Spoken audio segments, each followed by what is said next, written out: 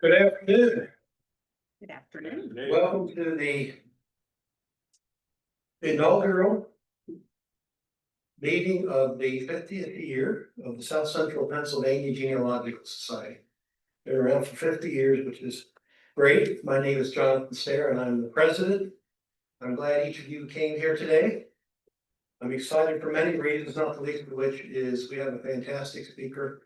And a couple weeks ago, somebody said they were going to go to a presentation by Scott. And they said, well, what is he like? I said, well, you will not be disappointed. I said, he's always enthusiastic and he always has lots of good information to share. So you'll enjoy it. So we're going to enjoy it today for you. Anybody here for the first time, never been to one of our meetings before? Looks like, I think I recognize early. You, sir, would you tell us your name, where you're from, and what you're researching? Actually, my name is Mike Malewski and I'm living in Dover and Okay. I'm just tagging along with my dog. Okay. He's not a genealogist yet. I'm working on.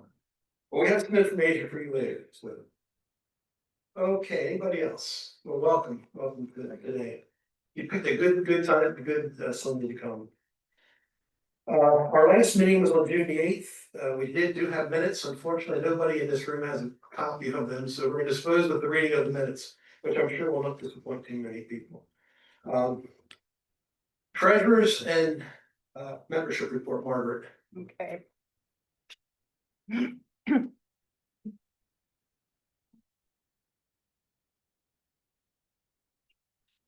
Okay, this is the report for July. August, no August report yet. On July 1st, the account balance was $16,773.06. Receipts for the month of July were membership renewals of $305, new members $35. PayPal memberships $160.07 for a total receipts $500.07. Disbursements, there were none for July, leaving the cash balance as of July 31st, 2025 at $17,273.13. Membership is at 125. We have 25 that have not renewed yet. They'll be getting a little notice from me, another reminder notice. We have 6 new for the year.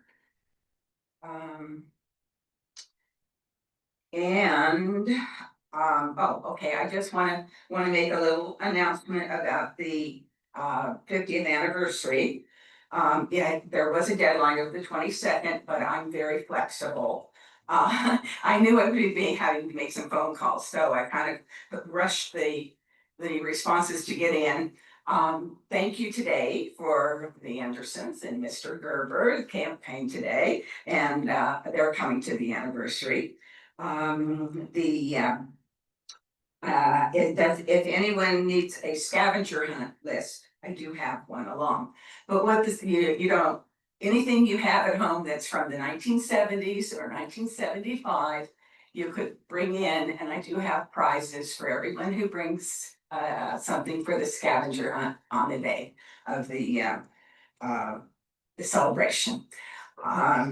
Are there any questions from anybody about the celebration right now? That we're pretty much, we haven't had it out in the newsletter, we had it on the website. So if there's any questions anybody has, now will be the time to find out.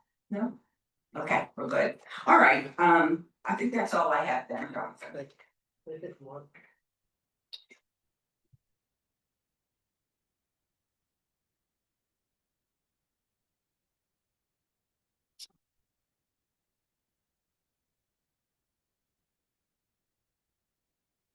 Hello, everybody. Welcome to the York County History Center. My name is Adam Bentz. I'm the director of the Library and Archives. So I'm usually asked to present upcoming events, but I do have some pertinent library information. We had a bit of a fall off in attendance in June, and then we doubled it in July. So we're still very popular out there. But relating specifically to genealogy, we've been working on 2 projects.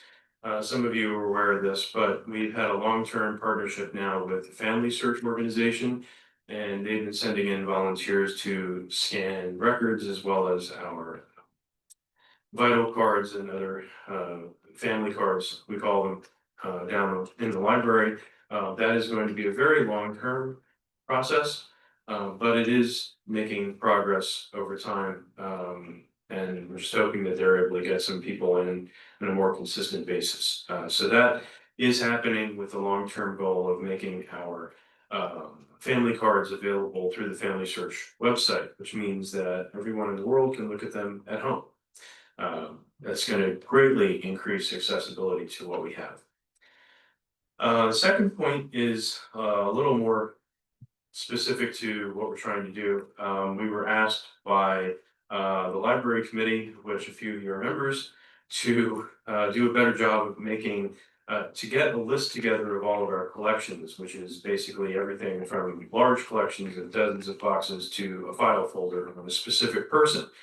And to get basically a spreadsheet listing every single collection that we have in the archives on the website, so that people can at least browse that and do searches to see if we have something covering specific topics.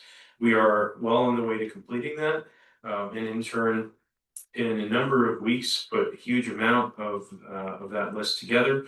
But Past Perfect is our database, as many of you are aware, and it's difficult to use. So we had to pull some additional records that were missed, several thousand of them, and they will be getting added in over the next few weeks / months. But eventually, that spreadsheet will go on the website, and people will at least be able to look at home and see basically all the titles of all the collections we have. So that'll be a big step forward. As far as upcoming events, excuse me, tomorrow night in this room, August 25th, at 7:00 p.m., a colleague of mine, Dr. Alan Dietrich Ward of Shippensburg University, will be here as part of the History Center's bookmark series. And Alan just completed a book through the Pennsylvania History series, which is from the Pennsylvania Historical Association, on environmental history of Pennsylvania. So it's a very long overdue project. No one else has stood up over the last century to put something quite like this together. So Alan was able to do it. And we're very happy to have him talk about that tomorrow night. So if you're free, 7:00 tomorrow night for our bookmarked program. Coming on Thursday, September 4th, I think that's 2 weeks from today, or 2 weeks from this week. First Thursday in September, 7:00 p.m. Our Writers Roundtable will be meeting in this room. And Writers Roundtable will be featuring several speakers from an organization called the Susquehanna Ramblers. So if you're a Facebook fan, you've probably seen their posts on Retro York and other places where they kind of do research on some very specific stuff along the Susquehanna, on the canal systems, locks, and farms and all sorts of things, looking for relics and digging into, literally sometimes digging into deeper York County history. And then the final event to talk about later in September, on September 17th, the York Civil War Roundtable will be meeting at 7:00 p.m. and they will be welcoming Dr. Charles Fennell. And he'll be talking about the very timely, coincides with the anniversary, I think, of Antietam, or pretty close to it, the cornfield at Antietam or the wheat field at Gettysburg, a comparison. So if you're here today to listen to Mr. Mingus, you probably might be interested in joining the roundtable. If you haven't, it's a great group, and they feature some tremendous speakers. That's all I have. Thank you.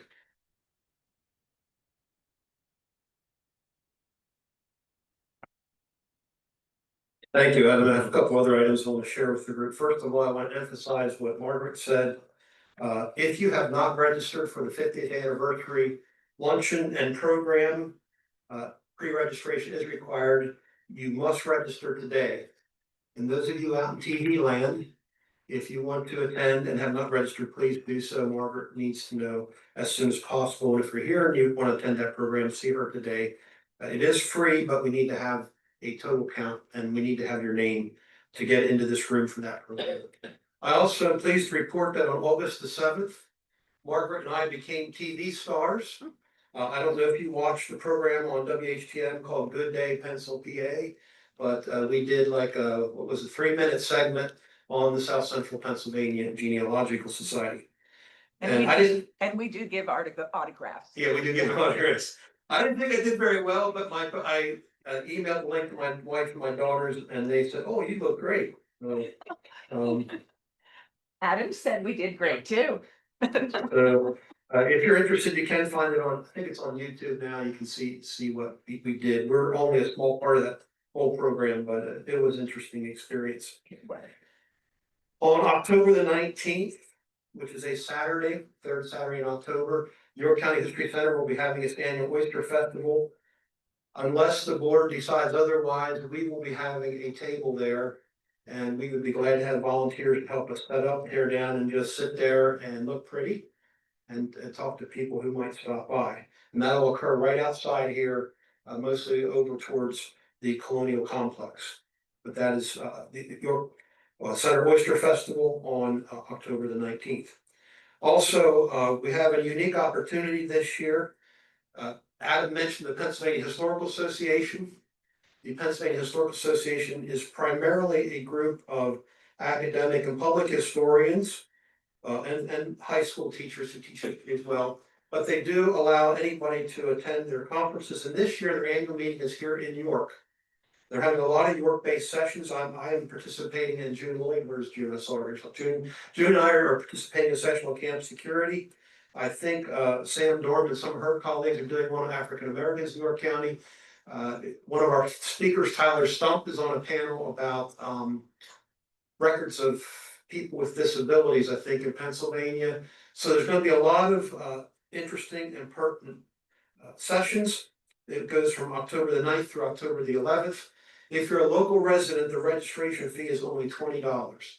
And nowhere else are you going to get to a 3-day conference for $20. And so if you're interested, you can just Google Pennsylvania Historical Association. You need to have those 3 words. And annual meeting, it'll take you to their website where you can see what the program is and register. Or you can talk to me or talk to Adam about that.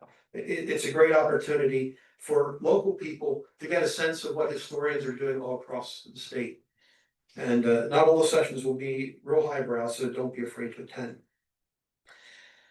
Also on November the 1st, Saturday, November the 1st, 3 of us, Lynn Nelson, Margaret Bergen, and myself, will be doing a genealogy workshop for beginners up in York Haven for the northeastern York. What's the rest of northeastern York? Northeastern York. It's something in history and preservation. They asked us to do a genealogy workshop for them. It'll be a 2-hour workshop. Mark will start out with just how do you have to get started in genealogy. I'm going to do a short thing on some genealogy websites.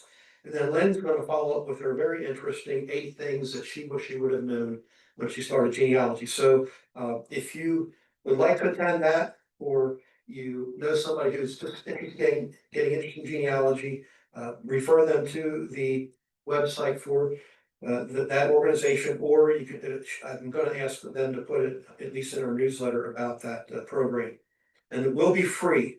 But they're going to require pre-registration. Last thing I have is next June, we will be hopefully awarding the Henry James Young Award to some nominees, and we're looking for people to be nominated. We're looking for individuals who have contributed in a significant way to genealogy or local history, primarily in the South Central Pennsylvania area. So if you know somebody who fits that and you'd like to nominate them for that award, please let me or one of the other board members know. Is there any other news or business thing that would like to share at this time? If not, I'm going to ask Richard to come and tell us about future programs and introduce our speakers. Our speaker. This is our first meeting of our new year here, so to speak. Now, usually we meet the first Sunday, but if you show up here the first Sunday of October, there's not going to be anyone here, at least not for us, because of our anniversary celebration taking place on September the 20th, which is a Saturday, and Sunday is in place of our October meeting. For November, we will be meeting actually off-site, but not very far. We're gonna be meeting next door at the Historic York Society of Friends Meeting House. So that will be the same regular time of 2:30, but it will be in this room, but if you look out the window there, you can see it, so it's very close by. We do not have a December meeting, we will meet then, I believe it's January the 4th. And that is sort of a show and tell, share information. Those are always interesting because we never know what people are going to bring. So a lot of times we, some of the board members and stuff, we have something up our sleeve, but we let people present what they have, and it's always very interesting. For February, I just nailed down that Becky Van Stein will be speaking about the Mount Pisgah Cemetery in the Wrightsville area and about that community. She's done a lot of research on that, so that'll be a different topic for us. And in March, it'll be yours truly will be speaking. I have a presentation that I presented at a private gathering that we had on using estate papers in genealogical research. And if any of you actually read your newsletter, I did a bunch of articles last year, so I actually learned some things from doing those articles. So if you read all the articles, it'll take you a lot longer to read the articles than what my presentation would be. So that'll be the first Sunday in March. And then April and May are still up in the air, and then June will be our Henry James Young Award. So stay tuned, but don't show up here the first Sunday in October. The next thing is our big anniversary celebration on September 20th. So we're very pleased to have with us today. He's been here 5 times, probably a few times, but he's always interesting. Scott Mingus, he worked for many years for the former Gladfelder and the paper company, and he's a scientist and what adhesives, right? Is that right? Has patents on adhesives, but he's mostly known to most of us, not so much for sticky postage stamps, but for all of his research and books that he's written about the Civil War, particularly about York County, things that happened to Gettysburg. But he's always a pleasure to have as a speaker, and we're very fortunate to have him. And his topic today, which has been very popular, is about Abraham Lincoln's funeral train, which I believe passed by here very close. We'll talk about that. Yes, so thanks, Todd.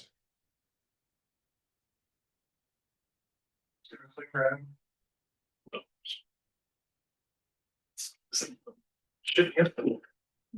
Did I miss this? No, it's here. Oh, it's there, okay. So yeah, thank you for the warm welcome. I appreciate that.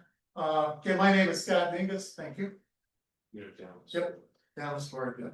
I live in Manchester Township, moved here in 2001 when the global director of research and development for the paper company retired, and I moved here. I got a very early phone call. My son, still in Cleveland. Hey, Dad, I got good news, I got bad news. I'm like, okay, what's the good news? I finally decided where I want to go for my master's in history after I graduate this spring. Okay. What's the bad news? I'm going to Millersville and moving in with you and Mom. That was the beginning of my research into York County's history, because my son did his master's thesis on the burning of the Wrightsville Columbia Bridge during the Civil War. I know a lot of people are like, Scott, you're the bridge guy. I'm like, no, my son was actually the first bridge guy. And I adopted his master's thesis with his permission and Millersville's permission into what became Plainfield and Gettysburg. But today I want to talk to you about a topic that we probably all know a little bit about, but we may not know a lot. Come back with me to the second week of April, 1865. Here in York, church bells have been ringing on April 10th. People are milling around in the streets trying to figure out what's going on. And they get the news from the telegraph station that reports are circulating that Robert E. Lee has surrendered the Army in Northern Virginia to U.S. Grant at Appomattox Courthouse. As the news is verified and people are ecstatic in most of York County, people are high-fiving each other, whatever the 1865 version of that was, out on the streets, and people are really happy. In downtown Washington, Mr. Lincoln and Mrs. Lincoln finally have some decent conversations about the future. Mrs. Lincoln tells Abraham, what do you want to do after their term is over. They just started their second term. And Mr. Lincoln tells Mrs. Lincoln, you know, I think I'd like to go to the Holy Land, and then I want to go home. I want to go home to Springfield. I really don't want to live in Washington. I think let's go home to Springfield. That's April 10th.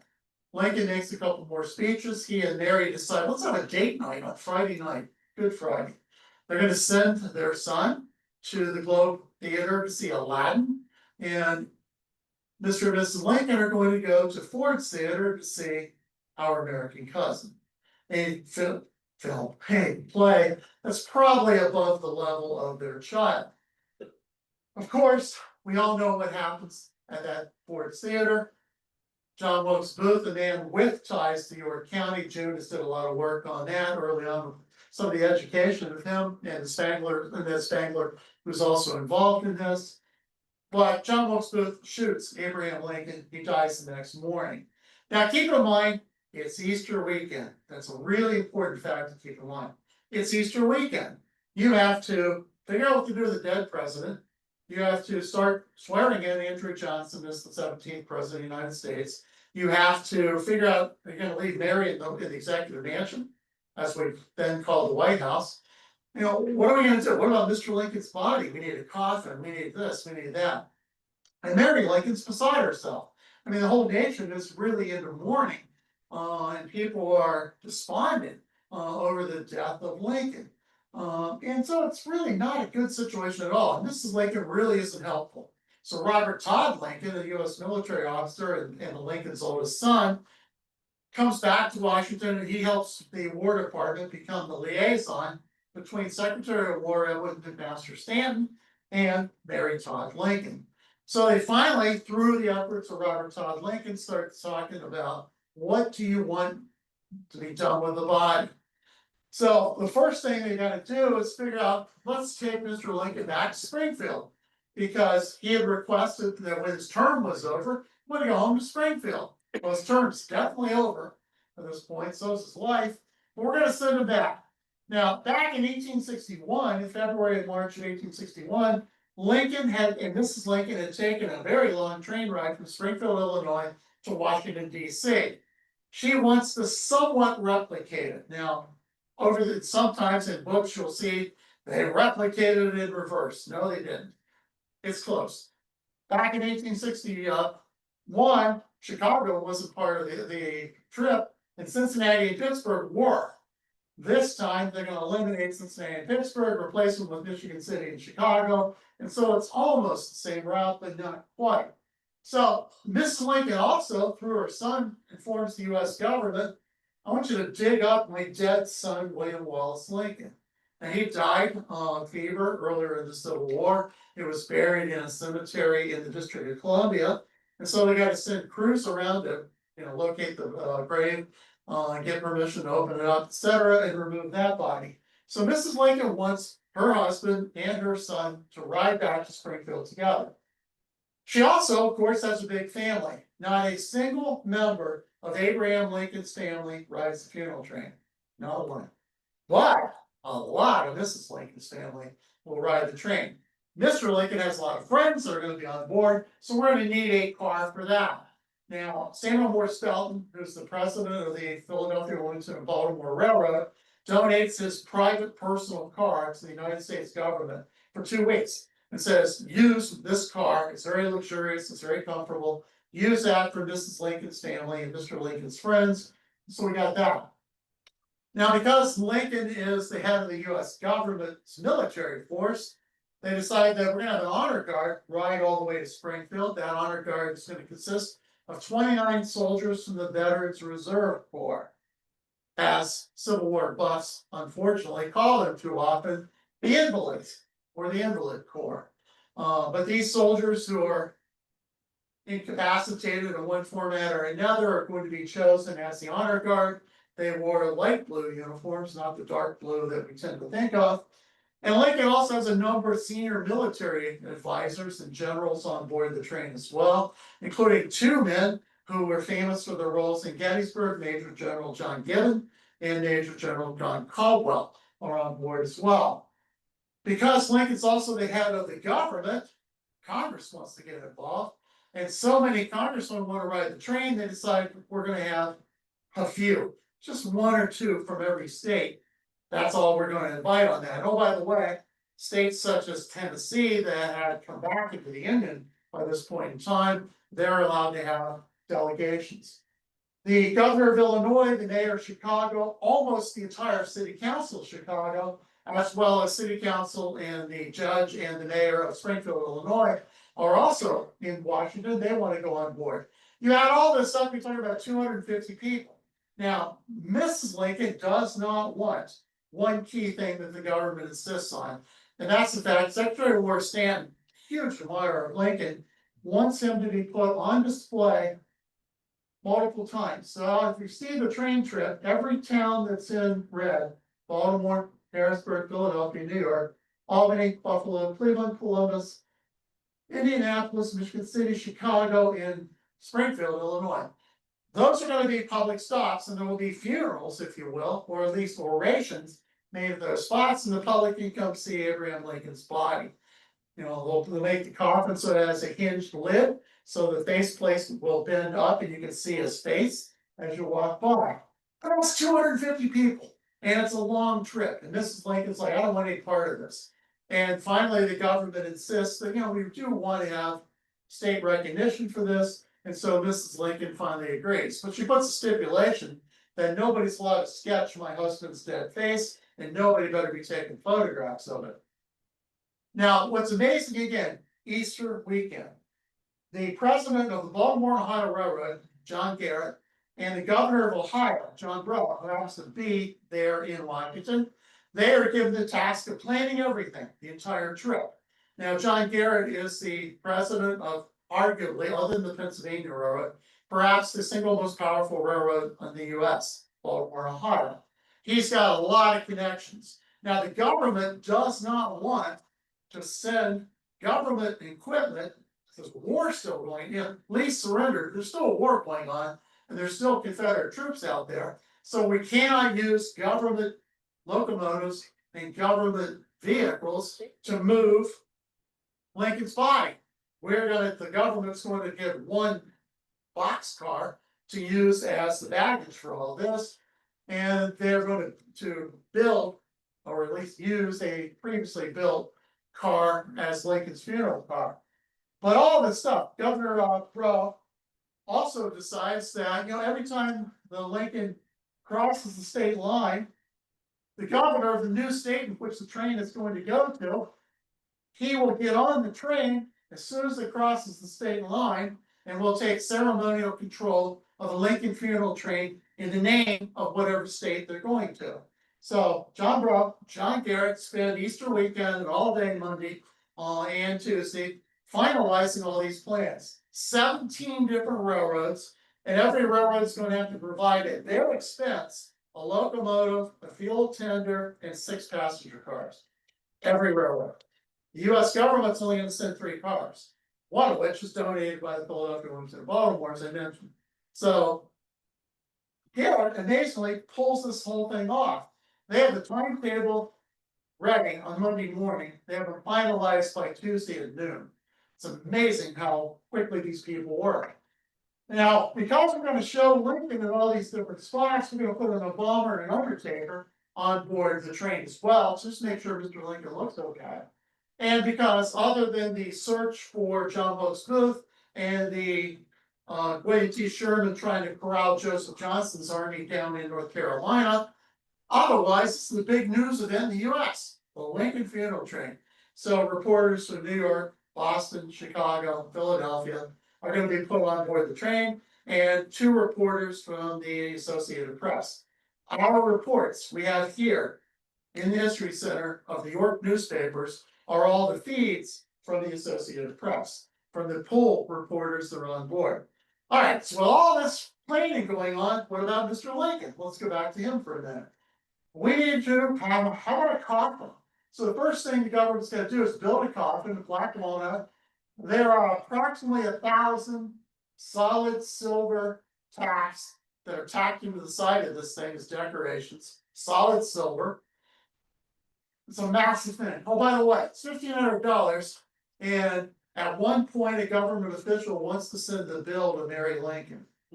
And the governor, luckily, Mr. Stanton's like, no, we're not gonna do that, she's already grieving enough. Now, we've all heard of Air Force One, Marine One. The US government had started work on a railroad car, not Railroad One. They called it the United States. But it was designed to be used to the President of the United States. You'll often hear on occasion that Lincoln never rode in that thing. Yes, he did. He rode one brief trip. But in again, Easter weekend into Monday, you got to take this car, finish it off, make sure it's ready to go 1,600 miles, and then you've got to strip out all the furniture and all the rich decorations that are in there and get it ready as the funeral car. You're going to have 3 rooms. This is the back room. There'll be a platform installed here, and the coffin of William Wallace Lincoln will ride to Springfield on there. He will never leave that room. In the middle will be a room, like a waiting room plus some facilities. So that'll be used by the honor guard, usually generals at that point in time. And back here on this side of the car will be a platform for the body of Abraham Lincoln. And running the entire length of the car in the back, this is the front, in the back of the car is a hallway. So each of these 3 rooms has a door, and each one is kind of set aside. So that's what it's like. So as I mentioned, government's going to Pennsylvania, Philadelphia, looking to Baltimore Railroad to provide the family car. Each railroad's doing the engine, etc. You've got the this government car, and you got the baggage car. So 3 cars are going to go to Springfield. But first, now we've got to have all the public stuff in downtown Washington. So on April 18th, Lincoln is put on display in the East Room of the White House. This same catafalque is used, by the way, for John F. Kennedy in November of 63. Lincoln is there, 600 invited people come into the executive mansion.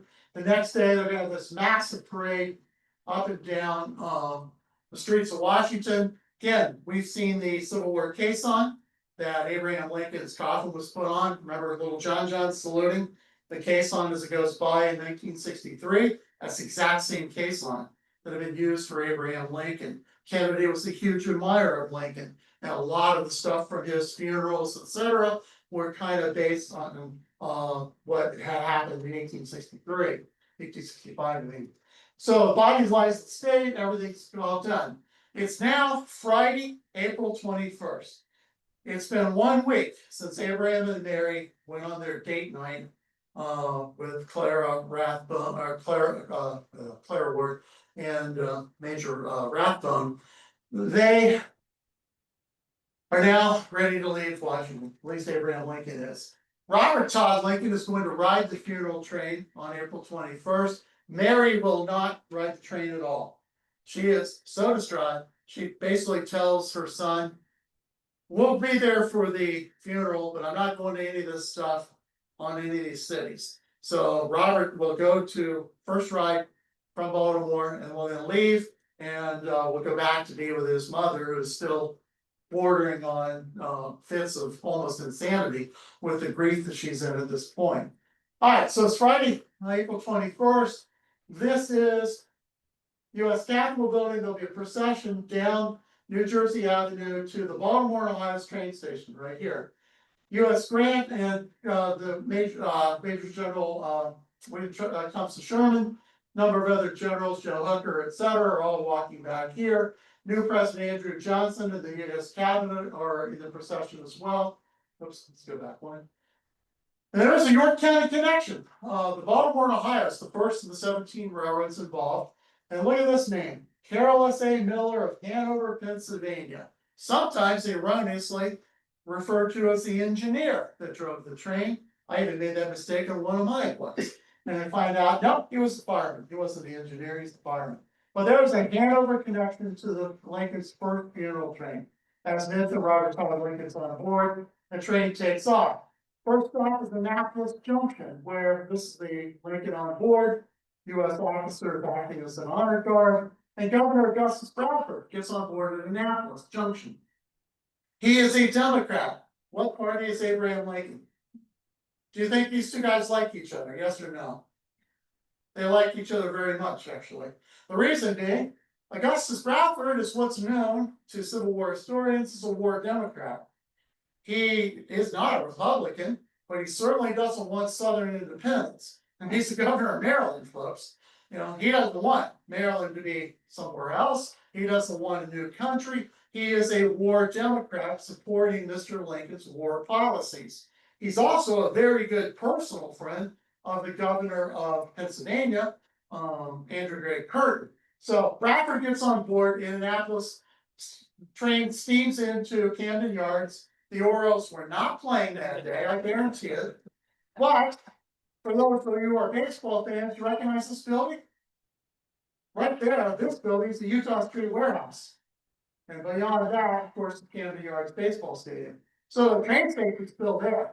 Lincoln arrives at 10 o'clock in the morning. They take him out here. They have a hearse waiting. It's not a hearse, but we'll pretend it is. They bring him down, put him inside a hearse, and they're going to take him through the inner harbor. Lincoln will end up at the Merchant Exchange Building, and the weather is really bad. It's very cloudy, it's very overcast, it's been spinning rain most of the day.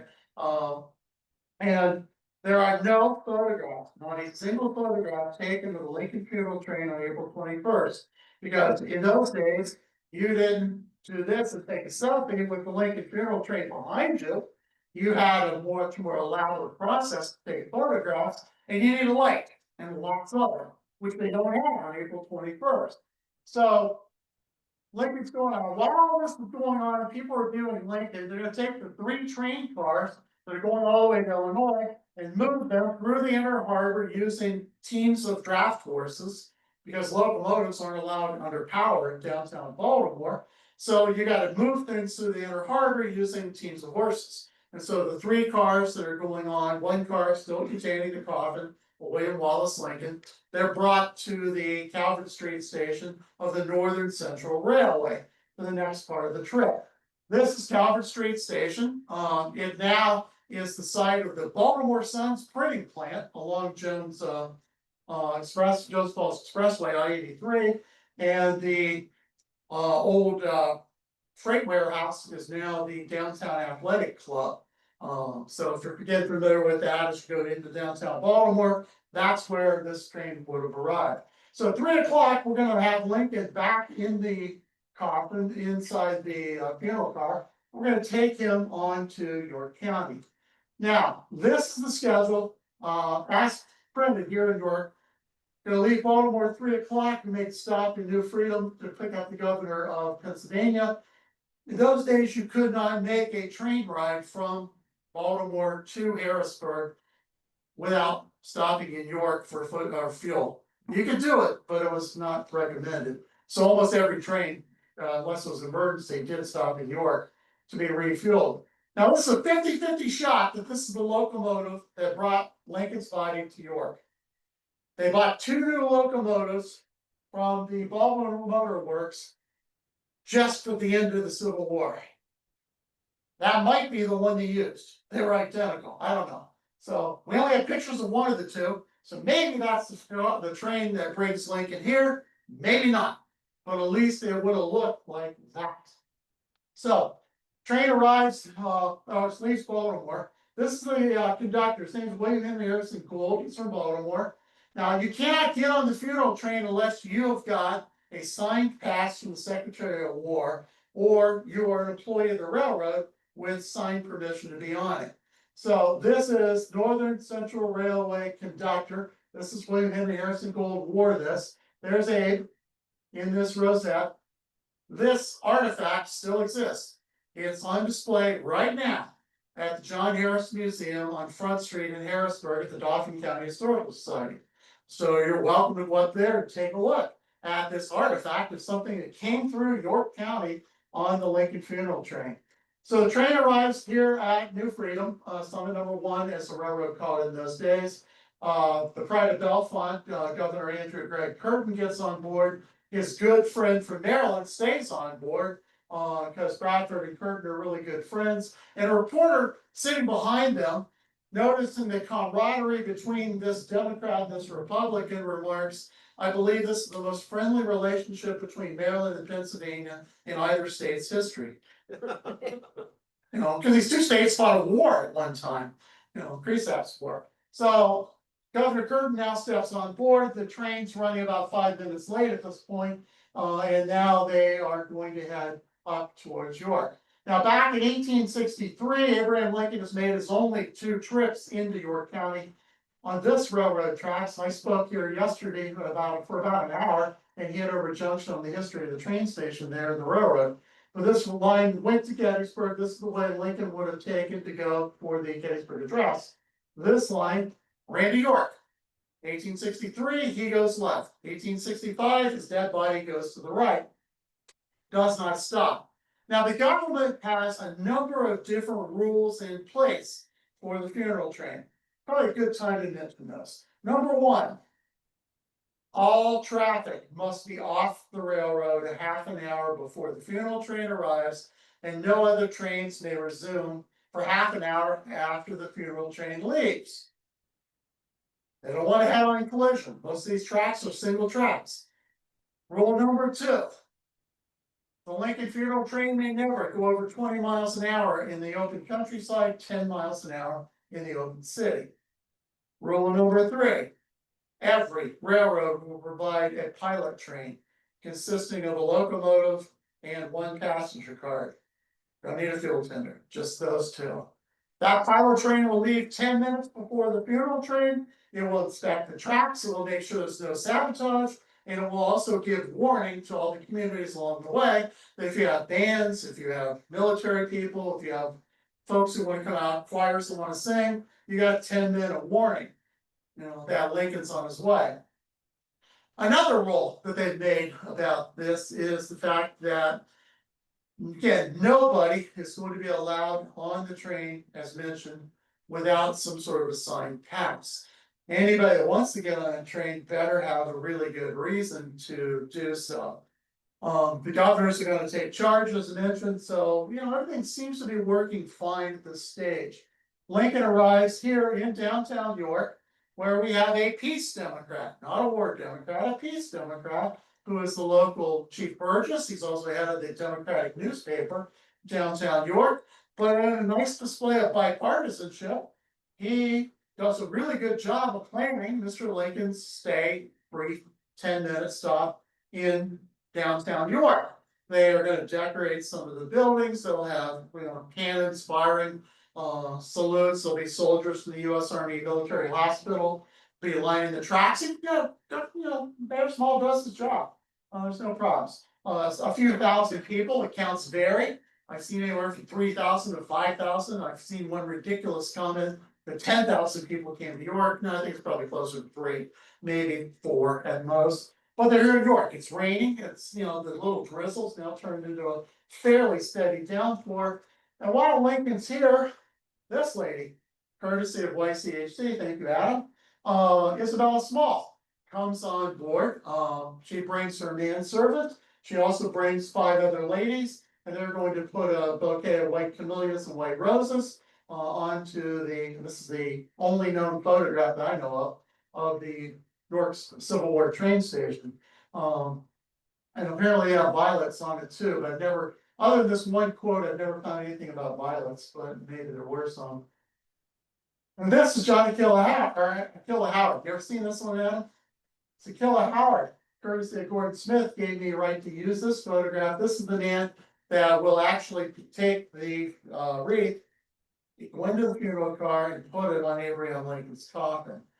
He is a formerly enslaved man from Maryland, a long time ago.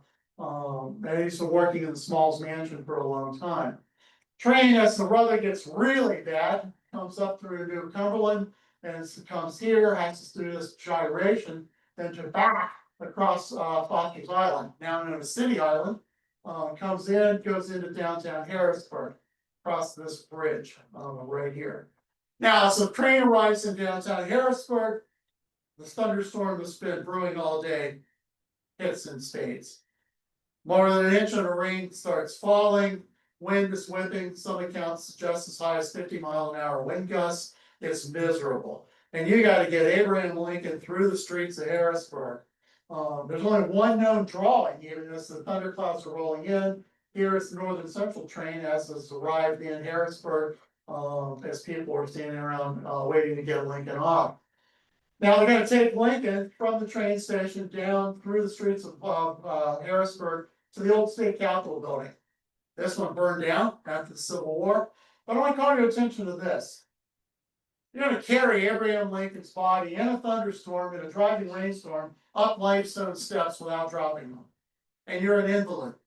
You're a US Army soldier who suffered an injury at some point in the war, and amazingly, they don't drop them.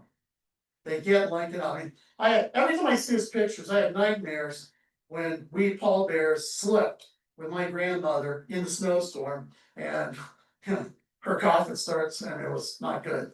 So this always brings back those memories to me. How these guys got Lincoln up the steps, they did without any kind of problems. Fantastic. So now it's Sunday, April 22nd, 1 week after Lincoln died. And time in the morning, the 15th. Here's the state capitol building.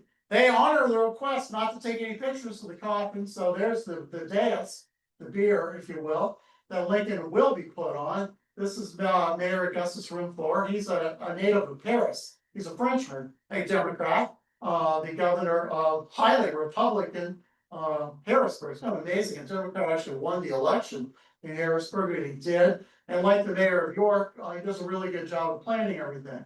The problem is you got 10,000 people in line. Most of them have stood out in the rain overnight.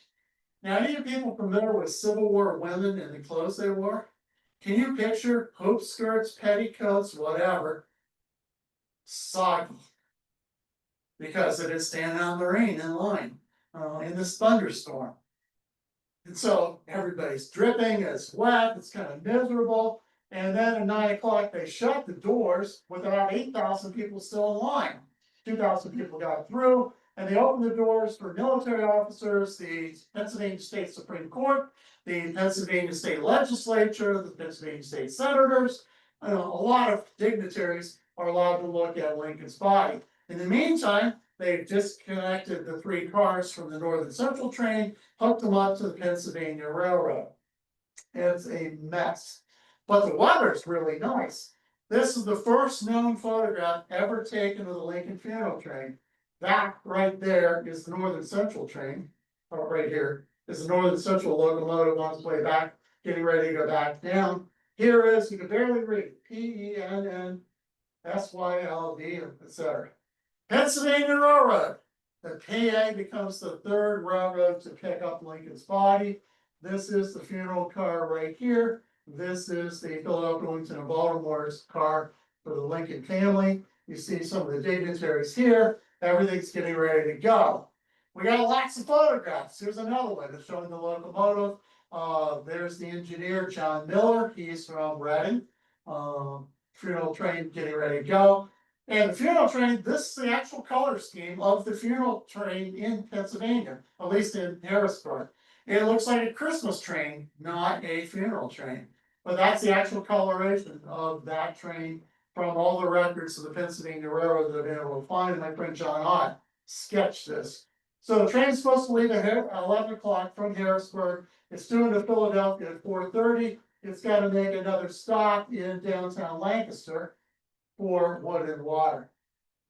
So I want to call your attention right here. So those who are familiar with Dauphin County, here's Harrisburg, we're going to come down to Middletown, and then the railroad here branches out and goes to Elizabethtown. You see this creek here? Here's the real reason for the pilot train. Remember I said one of the pilot train's goals was to inspect the tracks, right? Make sure there's no sabotage. Look at this river crossing right there. You want to kill Congress? You want to drop Abraham Lincoln? Those are rocks, folks. We're going to drop Abraham Lincoln's train into the creek at Middletown, Pennsylvania, in Dauphin County. So the pilot train's job is, as every locomotive engineer knows, is to survive. Your goal is to make it to the other side of that bridge without the bridge dropping. If it does, we didn't kill Congress, we just killed railroad people. And so I'm sure the locomotive engineers are like, whoo, when they get to the backside of these bridges. This guy, John Miller, stops here in Elizabethtown at the railroad station. And right in here is the ticket office. telegraph office I've been told was right in there. And he sends a telegram back to Harrisburg. They send the telegram on to Secretary of War Stanton. And he says, okay, release the funeral train. It's 10 minutes late, leaving Harrisburg, because they were waiting for this long telegraph communication, because that's the #1 bridge they've been worried about. Now, real quick digression. Why are they worried about Pennsylvania and attempts to kill Congress? John Wilkes Booth is still on the loose. The government by now knows John Wilkes Booth has had connections to Pennsylvania. Maybe they know about York. They certainly know about Ned Spangler. He's under arrest. So, the last train ride that we know of that John Wilkes Booth takes is at the end of March 1865. He's on the Philadelphia, Wilmington, and Baltimore Railroad, and he's going to Philadelphia from Washington. And he's going to see his sister, Asa Booth Clark, who, like every other member of the Booth family, is an ardent Unionist. John Wilkes Booth's dad is a Unionist, his brothers are Unionists, his sisters are Unionists. He is a killer, and everyone else is Unionist. He goes to Asa Booth Clark's house, knocks on the door, and according to her sworn testimony before the Lincoln assassination trials, she says she didn't answer the door. John Wilkes Booth wrote a note, slipped it under her door, and she says, I never read the note, I threw it in the fireplace. I don't know whether she ever read the note or not. She told under testimony she did. But the government knows John Wilkes Booth's last train ride was Pennsylvania. So again, is Booth in Pennsylvania? Does he have accomplices here in this area? No one knows. And so we're going to worry about, no problem like this one. We're going to worry about that. And as soon as they realize that we're okay, oh, by the way, the same day, reports are John Wilkes Booth's been spotted in Virginia, not in Pennsylvania. Well, that's a good thing. But this is downtown Elizabethtown. Notice the train's going to roll through Elizabethtown. It's going to come into Lancaster. About a mile outside of Lancaster, James Buchanan sits on a hill north of Wheatland and watches the funeral train of his slain successor, Abraham Lincoln, go by. He never gets out of the people on board say that Buchanan does not get out of his carriage. It apparently just sits there. Train rolls into downtown Lancaster, and look at this. There were 10,000 people in Harrisburg. There are 20,000 people in Lancaster. 20,000 people have crammed in. Patriot Daughters are going to put camellias on, not red roses. They put camellias on the coffin, and then they refuel it and everything, and off he goes. And over this bridge, the Conestoga River Bridge, there's a solitary figure standing under the bridge. That's not him, but here is Thaddeus Stevens. Thaddeus Stevens, who has not been selected to be on the funeral train. He didn't make Pennsylvania's cut list. He's not on the train.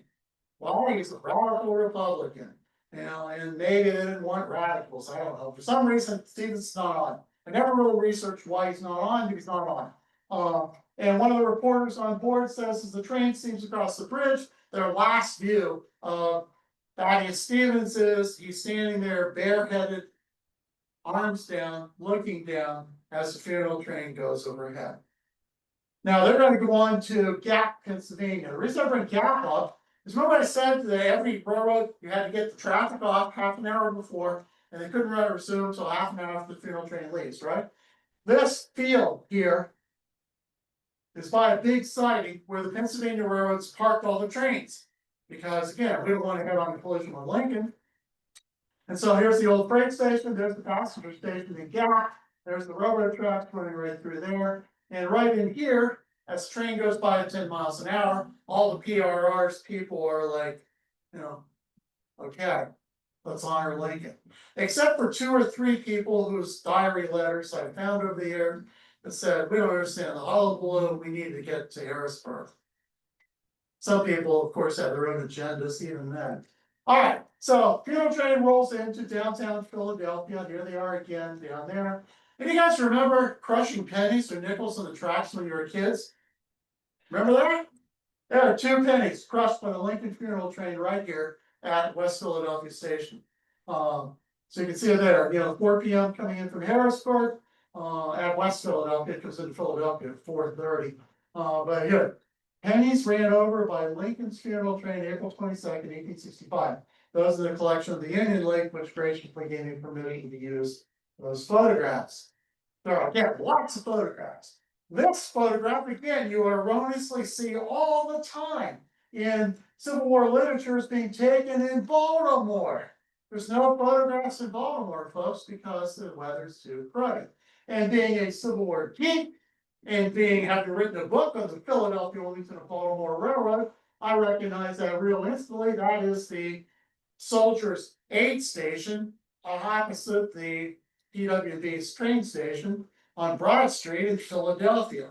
They called it the Baltimore Station because that's where the trains left to go to Baltimore. And yet all these people said over the years, at least a dozen times I've seen this picture in print labeled as taken in Baltimore.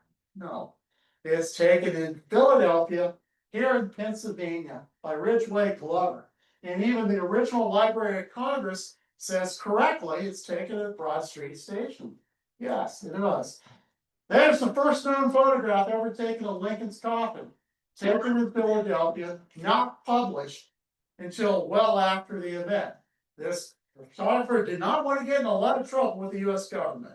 So there's a picture of Lincoln's coffin. It was actually published much, much later. Look at this elaborate hearse constructed just for Lincoln. As far as I know, that's the only use it ever got. It was disassembled and recycled into other hearses and coffins or whatever. But here's E.S. Early, the guy who creates this. The funeral train's going to leave the station on Broad Street, roughly where there's an empty lot just down from the hockey stadium in Philadelphia. That's where the station was. And the old Spectrum, I guess it was, the old Spectrum's area. You're going to head up and go to Independence Hall. Again, sketches, photographs, drawings of all kinds of stuff of Lincoln as he goes through Philadelphia. It's really kind of neat. Go into Independence Hall. They learned their lesson, by the way, from Harrisburg. The only way you're going to see Lincoln on the night he arrives is you got to have a ticket. I got people thousands standing in line. You have a ticket. There are only two known tickets still left. One in private hands. This one's in the Union League again. Biscuities of Abraham Lincoln, late President of the United States, Philadelphia, April 22nd, 1865. At the Hall of Independence from 10 o'clock to 12 o'clock p.m. Entrance at the courthouse and 6 below Chestnut Street. You know how you got one of these tickets? You had to make a donation to Mayor Alexander Henry's re-election campaign. So if you're a Democrat, this guy's a Republican. You want to go see Abe Lincoln? You're just donating money for the re-election of the guy from the party you don't like. And we think today people politicize everything. It's always been political, folks. Always been political. So now, Sunday, April 23rd. Look at the crowd in Philadelphia. Whoops, let me go back. Look, right here. Look at our number. 300,000 people. I don't have a source for this. People have told me the next time 300,000 people cram into Philadelphia is VE Day at the end of World War II. That's the largest crowd in the history of Pennsylvania until VE Day. 300,000 people. Line stretch. The newspaper actually says 500,000 people on the streets. Well, they exaggerate. It's a newspaper. They exaggerate. 300,000 people. There's so much problem in Philadelphia that people start cutting in line and people are starting to pickpockets. There are over 100 people arrested that day for pickpocketing on the streets of Philadelphia. In fact, it gets so bad, people start cutting in line and somebody goes like this and starts whacking somebody who pushes back. And the next thing you know, there are fist fights in the streets of Philadelphia. 2 little boys have their arms broken in the middle of melees that are circling around them. It gets so bad that the governor of Pennsylvania, Andrew Gregg Curtin, has to get up with a megaphone. Do I do it? Yeah, okay, I'll do it. And he screams with a megaphone, "We are Penn State." You know how tough it is for somebody from Columbus, Ohio to do that joke? No. So, the problem with this is he actually screams, "We are Pennsylvanians. We don't behave this way." And everybody continues to behave the way they want. He calls in 1,000 United States soldiers with bayonets to finally put Philadelphia under martial law, so this line of 300,000 people can start moving again and see Abraham Lincoln. Finally, 1 o'clock in the morning, they close the doors. Lincoln is now starting to turn black. So they're gonna take them, move them early, the guy that built that elaborate hearse. They go to E.S. Early's undertaker shop, may or may not embalm him again. There's a lot of debate on whether he's embalmed again in Philadelphia, but he is at least doctored up. They're gonna put chalk on his face, make him look a little bit better, and then they're gonna put him on a train at 3 o'clock in the morning. He's on the train at 4 o'clock. The train leaves the Philadelphia and Trenton Railroad, that's railroad number 4 for those who are keeping home, score at home. Now, there's no electric lights, of course, so they gotta use bonfires to take it to Jersey City. So at 5:30, it's gonna roll into New Jersey. Now, quick question. Remember that chart I showed you earlier of all those train rides and all those cities in red? Did anybody notice one state did not get Abraham Lincoln, did not get a city in red? Anybody notice which state that was? New Jersey. Now, in 1864, where is Abraham Lincoln's opponent from? George Brennan McClellan. New Jersey. Which state gave the most votes to George Brennan McClellan and the least votes to Abraham Lincoln? New Jersey. Which state's Peace Democrat governor, Joel Parker, detested radical Republican Secretary of War, Edwin McMaster Stanton? New Jersey. And so Stanton, in an act of political revenge, does not allow New Jersey to see Abraham Lincoln's body. New Jersey, well, they have to stop in Trenton for wood and water. It's not like the train's not gonna stop, it is gonna stop. And they will not allow Abraham Lincoln's body to be taken off the funeral train and put on display in Trenton. So what's the governor do? He's gonna have, pressure the crowd excessive, everybody wants to see that, they wanna see the car. You can see the car. Well, this guy's gonna have a fake funeral. He's gonna go on the steps of the state house. He's gonna make a speech on behalf of the Democratic Party as the funeral train leaves Trenton. I mean, talk about ultimate politicizing the event.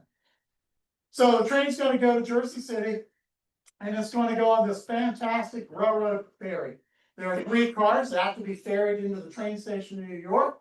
This is the funeral car on the ferry. Now, it's amazing, they have railroad tracks right here. This barge pulls up along the dock, and they line up the railroad tracks. They pull the Lincoln funeral train using ropes onto the tracks, onto the barge, take it across the Hudson River to roughly where the Holland Tunnel is today, and they pull the train back onto the tracks on the dock on Manhattan. Kind of a really slick little event. And so, when I was a kid, I grew up in Muskingum County, Ohio, and my first hero was a fellow Muskingum County who had a massive ticker tape parade down Broadway that they let all the schools out in Muskingum County, and we all gathered at our homes to watch our neighbor, our friend, John Glenn, after he orbits the earth, John Glenn being taken in a limousine through the streets of New York, ticker tape parade. Some of you may remember that a little bit on TV, right? Well, that obviously wasn't the first major parade in downtown New York. There have been all kinds of military parades, civic parades, etc. One of the largest crowds in New York history at that point in time was for Abraham Lincoln. Now this house is Cornelius Van Trapp Roosevelt's house, 8149 Broadway. Here is the hearse. There are people going by. Notice the picture. I'm gonna blow it up a little bit. These 2 kids. That kid right there, his name's Elliot. That's the older brother. He's 6 years old. That's Teddy Roosevelt. So there is Theodore Roosevelt staring at Abraham Lincoln's coffin as he goes by from his grandfather's mansion, which unfortunately just got ripped down a few years ago, in downtown Manhattan. So, funeral arrives in City Hall. They have all kinds of people waiting to greet them. Lincoln's put on display for 2 days. Winfield Scott comes down from West Point. He kind of is part of this whole shindig here. Oh boy, somebody's sketching the Lincoln funeral. Oh, that's not good. Why are we doing that? Oh, by the way, look at that. somebody in New York City sketches Abraham Lincoln's dead face. Remember I said Mary said, no, you can't do that? Oh my, well, that's a problem. And then the Secretary of War hears about two of his generals have posed by Lincoln's coffin for photographs with the lid up. That's a real problem. He orders the officers arrested, he orders the photographs all destroyed, and he keeps one copy for himself. And he gives that copy to Lincoln's secretary. It's lost for 100 years. And then in 1952, in the John Nicolay papers, there he is, Abraham Lincoln in his coffin in City Hall in New York. First published in Life magazine in 1952. Have you ever seen this picture before? A few. I asked that question, and usually 2/3 of the audience have never seen this picture. Because nobody reads Life magazine, right? And we weren't alive in 1952, well, or we were kids. So, this is Lincoln's thing. They're gonna take Lincoln, put it back the train. Again, this is the 6th railroad now to take Lincoln. They're gonna carry him to Albany. This is the first ever time-lapse photograph of the Lincoln funeral procession, taken from the City Hall in downtown Albany. From Albany, it goes to Buffalo. Again, lots of photographs, the weather's still pretty good. And then the weather deteriorates again, and they head to Erie in the middle of the night. They're not supposed to stop at Erie, but they do, because Ferdinand Farrar goes to the northeast Pennsylvania, the little town in Erie County. And the funeral train stopped for the night. He knocks on the door of the hotel, wakes up the general in charge and says, we're going to Erie. In the name of the Commonwealth of Pennsylvania and Governor Andrew Curtin, we're going to Erie. The people on board are shocked. We're not going to Erie. It's not on stop. It wasn't one of those places in red. I don't care. They send a message back to the Navy Yard in Washington to get permission. Problem is, the Navy Yard in those days stopped at midnight. There's nobody on duty till 6 a.m. So nobody in Washington even knows what's going on. Ferdinand Farrar is my hero. He kidnaps the Lincoln funeral train in the name of Pennsylvania and brings it to Erie, PA. So in the middle of the night, it shows up in Erie, and he pulls one more stunt.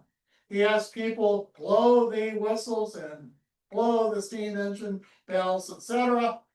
And the entire population of Erie is woken up in the middle of the night, and they're allowed to go in the funeral car itself, where they flip the lid up, and Erie becomes the only town in America that is allowed to see Lincoln's face on the funeral train. And it happens right here in PA, in Erie. All right, train goes on to Cleveland. By now, the government's fed up with the shenanigans, and they put this guy in charge of the funeral train. His name is Fighting Joe Hooker, or as Robert E. Lee sarcastically called him, Mr. F.J. Hooker. Fighting Joe takes charge. This was the world's longest train station. Me being from Cleveland, 23 years after graduating college, this is Cleveland Browns Stadium, right here, today. Unfortunately, for Browns. All right, so on the weather's really bad. We go all the way to Columbus. Here's another mistaken photograph. How many of you have seen this picture? And how often have you seen this label as the locomotive that pulled the funeral train? No, it's 1 of 17, folks. That's not the locomotive. It's a locomotive that took the funeral train, and only between Cleveland and Columbus.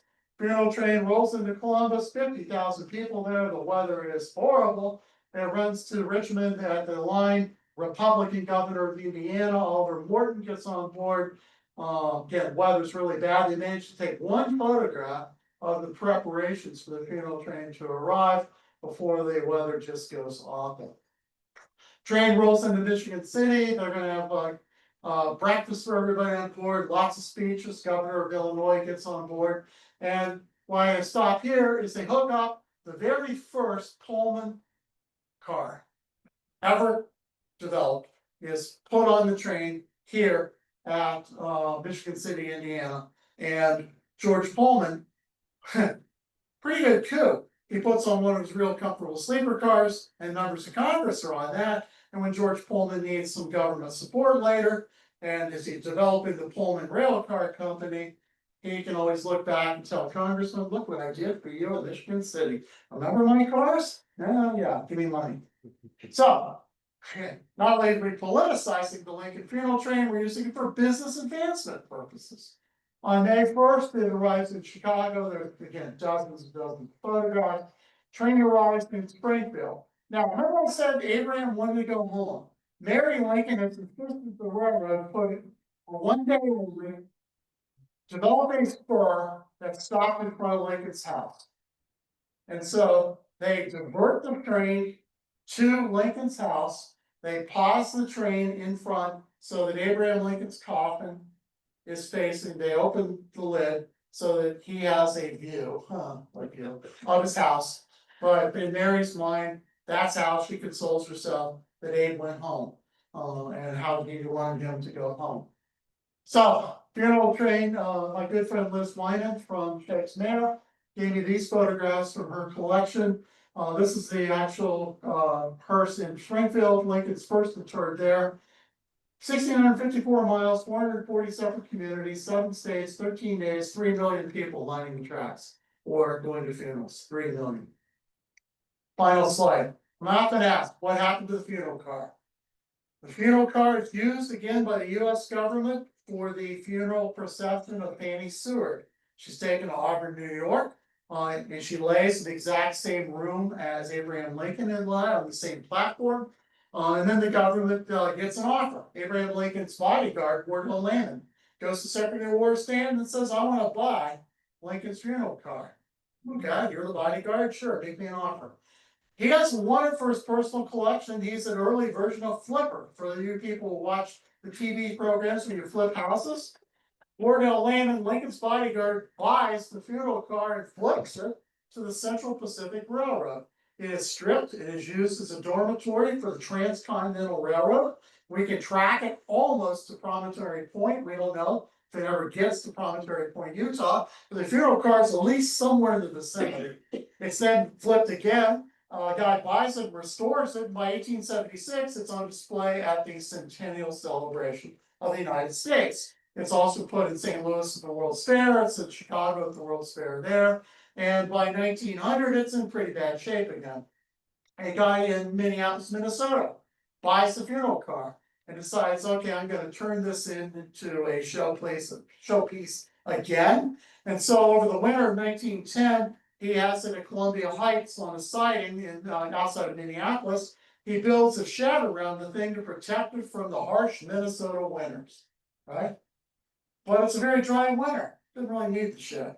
And 2 little boys in March of 1911 are burning their parents' trash in a windstorm. And a prairie fire breaks out, and it consumes the shed and the Lincoln funeral car inside of it. Look at that, all gone. Only little bits and pieces of it are left. When I was up in Minneapolis a couple of years ago researching my book, I got permission to use this stuff from the Minnesota Historical Society. But there it is, funeral car. Luckily, one thing survived. The plans. The US government had built the car in Alexandria, Virginia, originally at the US Military Railroad facilities, and the plans still existed.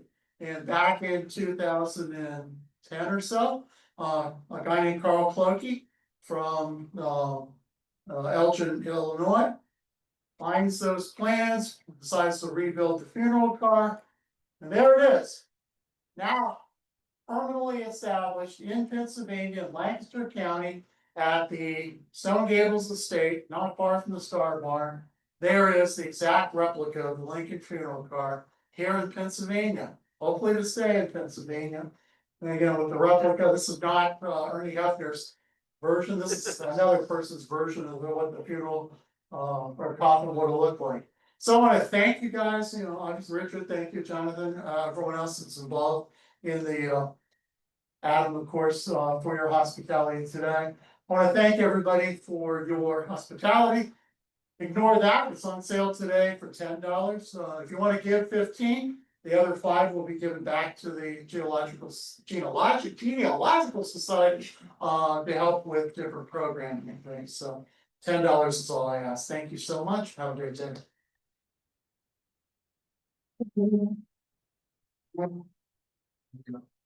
We have time for a couple questions? Are there any questions? Why were the trucks on the funeral car so massive? You notice that, let me go back to that picture. Let's zip back through here real quickly.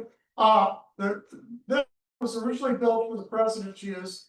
And remember, there are a lot of different gauges, of railroads in the north and in the south. So where are we? Let's keep going. You can see the whole presentation again in reverse here, okay? There's the trucks, look at those things. So the trucks are actually, oh, thanks. Yeah, sorry about this. The trucks are designed to expand or contract or swing in and out. So you can use narrow gauge or wide gauge, no matter where the train car went.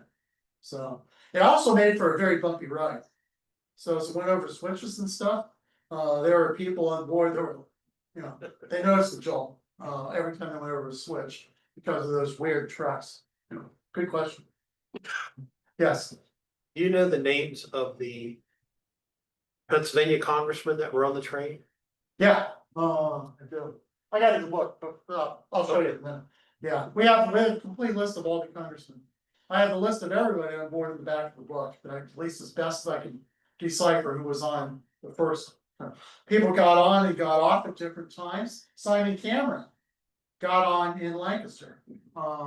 So, you know, people are just coming on and off all their different, at different times. But when the train leaves Baltimore and or leaves Washington, I think I compiled the original list. Best I can tell from all the newspapers and railroad accounts, etc. Anything else? So. Yes, Alan. You know, I thought I've seen you do this talk before, but I gave this via Zoom for the York Roundtable, I think. I think it did. I give this talk so often in recent, I don't know, yeah. It's kind of a different, this is like I said, my most popular talk now.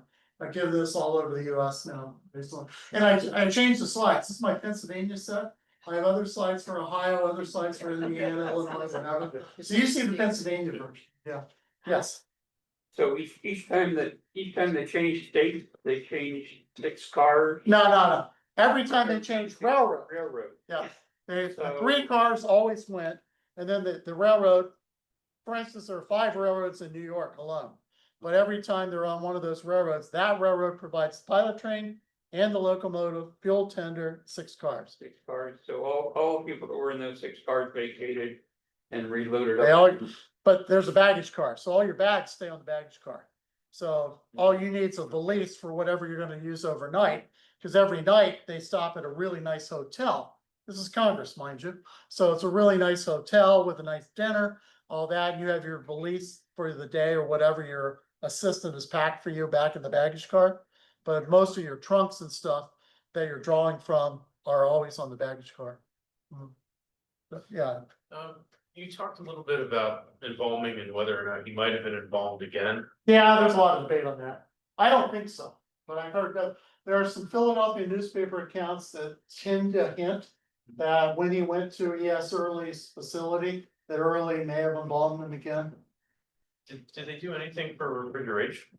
I mean, this is No. like it's in its infancy. No, it wasn't refrigerated at That's all. great. It is one reason that by the time he gets to Indianapolis, the governor, I found the paperwork on this, Governor Morton of Indiana has ordered a tripling of the amount of flowers in the State House. Tripling, for obvious reasons. Anyway, yes, Mike, Thanks, Scott. Great talk. oh, thanks. The embalming was a question also, because you always hear that he was embalmed several times. I know. And- I've only actually found proof of one embalming in Washington DC. Now, I had to talk to Ernie about this. I should probably talk to Ernie Hefner at some point, because he's also been researching, was he embalmed multiple times? And the reason, I brought it up again is because in the 1900s, 1901, when he's finally buried, after the numerous times, and that's a whole nother story that I won't ask you to share, and probably many That's a do. whole nother talk. But that's my Illinois talk. but that final time, Robert's there, and supposedly he looked Lincoln Yeah. fell. And when they flipped open the lid of his coffin one final time, his Brooks Brothers suit is kind of in tatters, but you can still tell. There are remnants of a little flag where you can kind of see blue and red and white. But Lincoln So the himself was very well all preserved. disintegrated. Yeah, cloths all disintegrated, other scraps. But Lincoln is, I mean, he's stone cold and highly recognizable. And that was bouncing off Adam, but Robert Lincoln did ride the whole, No, but no, Robert Lincoln got off in Baltimore, oh, went back to Washington to be with his mother. He and Mary then take a different train 10 days later. So they're in Springfield. This is Lincoln's in her house when her husband's train arrives in Springfield. thank you. Okay, yeah. I'm just curious how they're coordinating all this with the different railroads. So they're communicating by telegraph, but they're having to vacate long stretches of track. They are. Right? Keep in mind, John Garrett had become the most powerful railroad man on earth by the end of the Civil War, because Lincoln never officially appoints him to the cabinet. He's a de facto cabinet member. Lincoln goes to him for all transportation issues, has him consult to the U.S. military railroad. And so John Garrett is really, really powerful. And when John Garrett sends a telegram to J.D. Cameron of the Northern Central and says, I need you, you listen. Or if he sends a message to the Erie Railroad, you listen. Or the Cleveland and Columbus and Cincinnati Railroad, you listen. So Garrett, kind of with the government's power behind him, convinces all 17 railroads, so yeah, you're gonna, disrupt your traffic, send them all off, and you're gonna spend the money to send your trains, 2 trains, at your expense. Government didn't pay for any of this. And this is all private money, for the funeral route, and state money. Anything else? Again, I want to thank everybody for your kind attention. Thank you so much. Appreciate it. Have a great day. Thank you, Scott. Our meeting's adjourned. Feel free to look at Scott's books and to talk to him personally if you'd like to. Stamping.